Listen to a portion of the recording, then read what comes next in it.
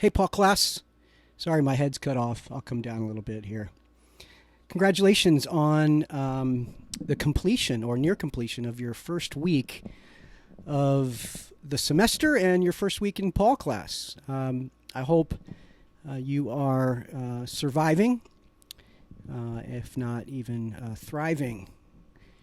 Today, I want to bring this study that we've had this week on the biography of Paul, the life of Paul.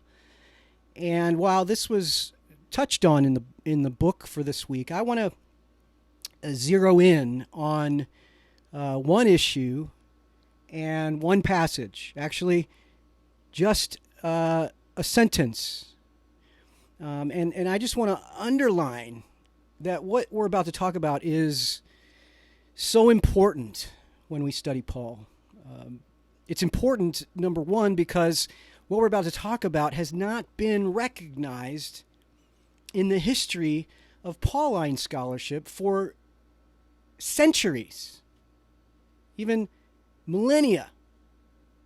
What we're about to talk about is fresh. It's hot. And so it's important to talk about because it's an important issue. Secondly, it's important because we need to understand who Paul is.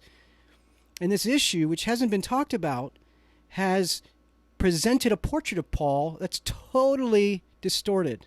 Totally distorted. And so we need to correct the distortion, and we need to reaffirm what was true in the first century in the 21st century. We need to understand what Paul knew, what Paul believed, which has been, in this sense, lost. Now, the passage I want us to focus on is Galatians chapter 1. I mean, this would be best if you could take your Bible out. And so if you need to pause this and get your Bible, that would be fantastic. I have some, high-tech work over here on my whiteboard. But if you had the whole text in view, then that would be best. Let me just read the context because we're only zeroing in on one part of a verse. But in Galatians chapter 1, beginning at verse 13, Paul says, and this is what these are replicating, "For you have heard of my previous way of life in Judaism, how intensely I persecuted the church of God and tried to destroy it. I was advancing in Judaism beyond many of my own age among my people and was extremely zealous for the traditions of the fathers." Now, there's a lot in that passage, those two verses, that would be worth unpacking. And in fact, they're related to this idea, this teaching I'm presenting here. To really flesh this out, we need to look at all of these components. But I'm not going to take the time. Can't take the time. I don't want to spend this much time on it on a video. But I want to take you to that first sentence or half a sentence from Galatians 1:13. I've got three different translations here.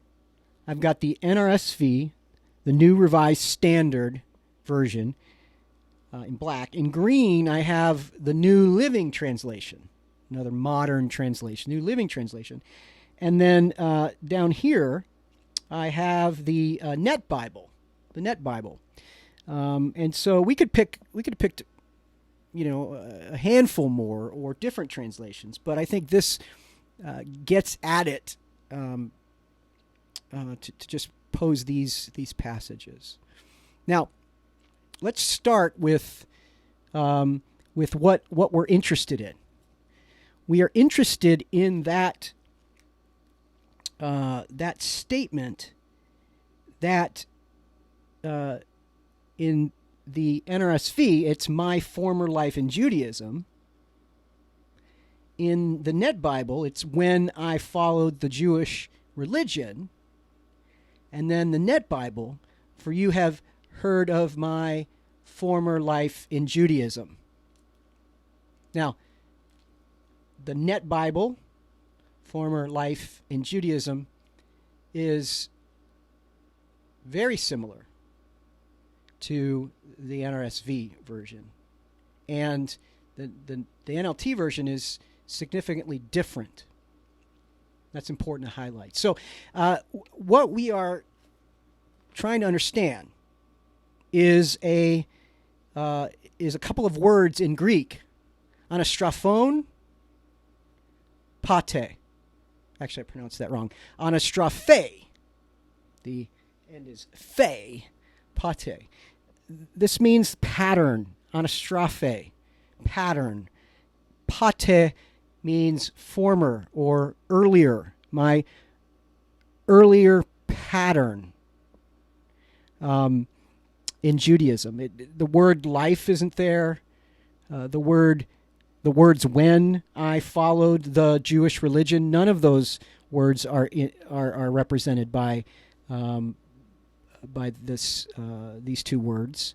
The concept is there. I'm not saying it's not, but it's taking a certain interpretation of anastrophe. And the Net Bible, like the NRSV, my former life in Judaism. You could say my pattern of life in Judaism. That's probably better. So I want then to look at how these three translations are different. And particularly focusing on the green, on the NLT, when they translate this anastrophe pate, when I followed the Jewish religion. When I followed Jewish religion. I might ask you, why is that? Why should I be troubled by that? Why should we be troubled by that translation of that phrase? Well, it's fairly far from the actual Greek that it's representing. It's far meaning it's not very well representing, or it's not reflecting well the Greek. Secondly, I'm troubled because they have made Paul leave his Jewish identity. See, when I followed the Jewish religion. Get what I'm saying. Paul, according to this translation, was a Jew, was born a Jew, lived a Jew, but when he became a Christian, he ceased being Jewish. It's often put humorously, when Paul went on the road to Damascus, his name was Saul. After he met the resurrected Jesus, he became Paul. Saul became Paul. The Jewish Saul became the, not Gentile, but ethnicless person. That's how this passage has been understood. Paul left his Jewish ethnic identity.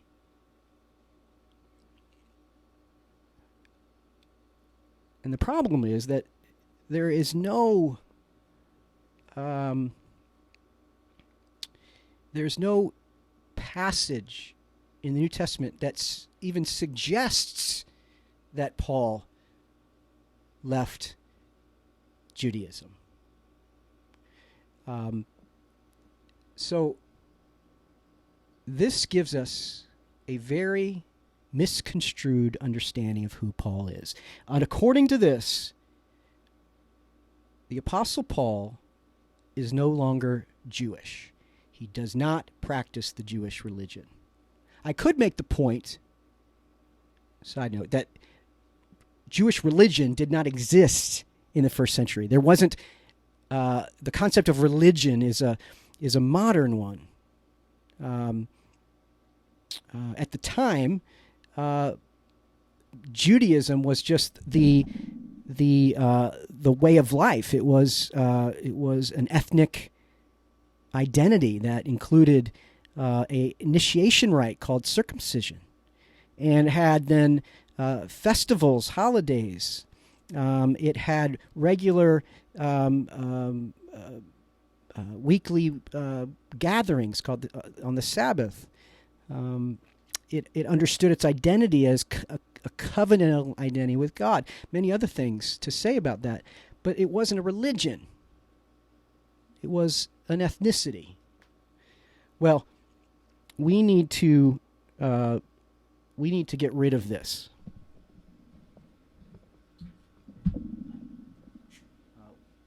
We need to get rid of this. Paul was Jewish. He was born a Jew. He lived as a Jew, and he died a Jew.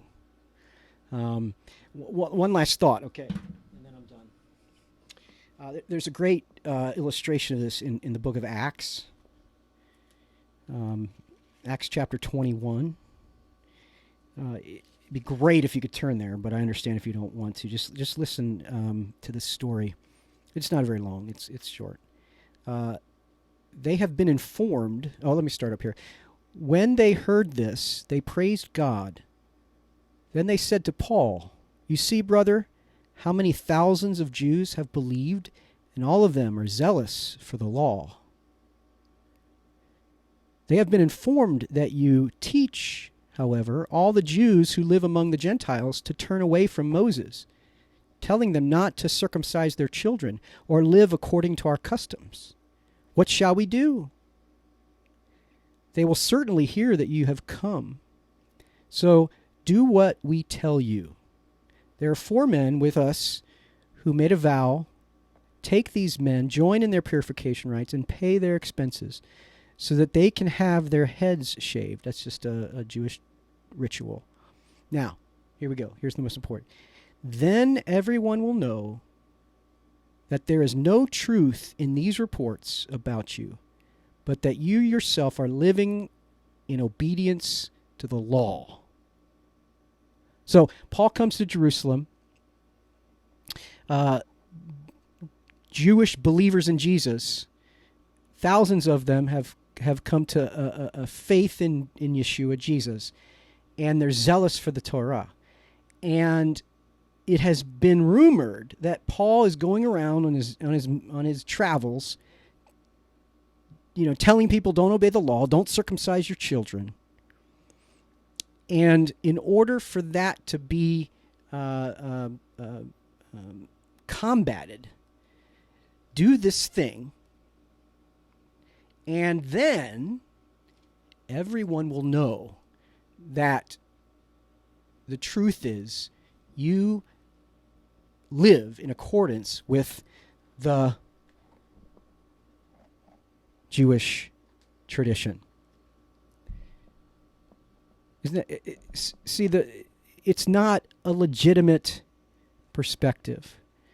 You could only get to the green because you already had a presupposition about Jews and about Paul. These 2 translations, the black and the blue, it's interesting, black and blue, but my former life in Judaism, that has nothing to do with religion, right? And it doesn't say that Paul left Judaism. The life in Judaism he no longer has. That's true. What this is saying is that the life Paul did have in Judaism is not the life that he now has. And so we need to understand that Paul's own self-identity was that he lived away in Judaism. He met the resurrected Jesus. And then after that, he lived a different kind of Jewish life.